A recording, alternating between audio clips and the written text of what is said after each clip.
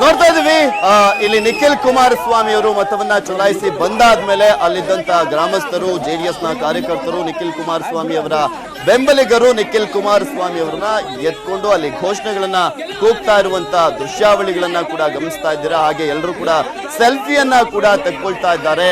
ನಿಖಿಲ್ ಕುಮಾರಸ್ವಾಮಿ ರಾಜ್ಯದ high voltage ಕ್ಷೇತ್ರದ JDS Congress ಬೆಂಬಲಿತ ಅಭ್ಯರ್ಥಿ ನಿಖಿಲ್ ಕುಮಾರಸ್ವಾಮಿ ಅವರು ವೋಟನ್ನ ಚಲಾಯಿಸಿ ಆದ್ಮೇಲೆ ಬಂದಂತಹ ಸಂದರ್ಭದಲ್ಲಿ ಯಾವ ರೀತಿಯಾಗಿ ಅವರ ಬೆಂಬಲಿಗರು ಅಲ್ಲಿ ಮುತ್ಕೊಂಡಿದ್ರು, ನಂತರ ಅವರ ಪರವಾಗಿ ಘೋಷಣೆಗಳನ್ನ ಕೂಗ್ತಾ ಇದ್ರು ಅನ್ನುವ ದೃಶ್ಯಾವಳಿಗಳನ್ನ ನೀವು ಗಮನಿಸ್ತಾ ಇದ್ದೀರಾ. ಮತ್ತು ಒಂದ್ ಕಡೆ ಮಂಡ್ಯ ಕ್ಷೇತ್ರದ ಪಕ್ಷೇತರ ಅಭ್ಯರ್ಥಿ ಸುಮಲತಾ ಅಂಬರೀಶ್ ಅವರು ಕೂಡ ಮತವನ್ನ ಚಲಾಯಿಸಿ ಆದ್ಮೇಲೆ ಯಾವ ರೀತಿಯಾಗಿ ಮತವನ್ನ ಚಲಾಯಿಸಿದ್ದೇನೆ ಅನ್ನೋದ್ರ ಬಗ್ಗೆನೂ ಕೂಡ ಅವರು ಪೋಸ್ಟ್ ಕೊಡ್ತಾ ಇದ್ರು. ನಂತರ ಮಾತಾಡಿದ ಮೇಲೆ ಹೇಳಿದ್ರು, ಮೊದಲ ಬಾರಿಗೆ ನಾನು ನನಗೆ ಮತವನ್ನ ಚಲಾಯಿಸಿದ್ದೇನೆ ಅನ್ನೋದನ್ನ ಕೂಡ ಹೇಳ್ತಾ ಇದ್ರು.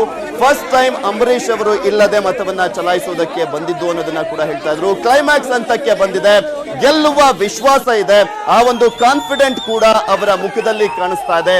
ಆ ಒಂದು ಮಂದಹಾಸವನ್ನ ನೋಡ್ತಾ ಇದ್ರೆ ಗೊತ್ತಾಗುತ್ತೆ ಯಾವ ರೀತಿಯಾಗಿ ಸುಮಲತಾ ಅಂಬರೀಶ್ ಅವರಿಗೆ ಕಾನ್ಫಿಡೆಂಟ್ ಇದೆ, ಮಂಡ್ಯ ಕ್ಷೇತ್ರದಲ್ಲಿ ಗೆದ್ದೆ ಗೆಲ್ತೀನಿ ಅನ್ನುವ ನಂಬಿಕೆ ಇದೆ ಅನ್ನೋದನ್ನ. ಮತ್ತು ಒಂದ್ ಕಡೆ ನಿಖಿಲ್ ಕುಮಾರಸ್ವಾಮಿ ಅವರನ್ನ ಕೂಡ ನೋಡ್ತಾ ಇದ್ವಿ. ಆದ್ರೆ ಇಲ್ಲಿ ನಿಖಿಲ್ ಕುಮಾರಸ್ವಾಮಿ ಅವರಿಗೆ ಪಾಪ ಅವರಿಗೆ ಮತವನ್ನ ಚಲಾಯಿಸಿಕೊಳ್ಳುವಂತಹ ಒಂದು ಅವಕಾಶ ಇರಲಿಲ್ಲ. ಅವರ ಒಂದು ಮತದಾನ ಅಂದ್ರೆ ಮತ ಇರುವಂತದ್ದು ರಾಮನಗರ ಕ್ಷೇತ್ರದಲ್ಲಿ.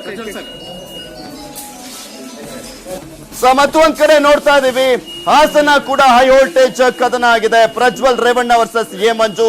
ಇನ್ನು ಪ್ರಜ್ವಲ್ ರೇವಣ್ಣ ಅವರು ಕೂಡ ಮತದಾನವನ್ನ ಮಾಡಿದ್ರು. ಅವರ ಜೊತೆ ಅವರ ಅಜ್ಜಿ ಚೆನ್ನಮ್ಮ ಅವರು ಕೂಡ ಮತದಾನ ಪ್ರಕ್ರಿಯೆಯಲ್ಲಿ ಭಾಗಿಯಾಗಿದ್ರು. ದೇವೇಗೌಡರ ಕುಟುಂಬದವರು ಇವರು ಭವಾನಿ ರೇವಣ್ಣ ಅವರು ಕೂಡ ಬಂದು ಮತವನ್ನ ಚಲಾಯಿಸಿದ್ರು. ಪ್ರಜ್ವಲ್ ರೇವಣ್ಣ ಅವರ ತಾಯಿ ಹಾಗೆ HD ರೇವಣ್ಣ ಅವರು ಈ ರೀತಿಯಾಗಿ ಎಲ್ಲರೂ ಕೂಡ ಮತದಾನವನ್ನ ಮಾಡಿದ್ದಾರೆ.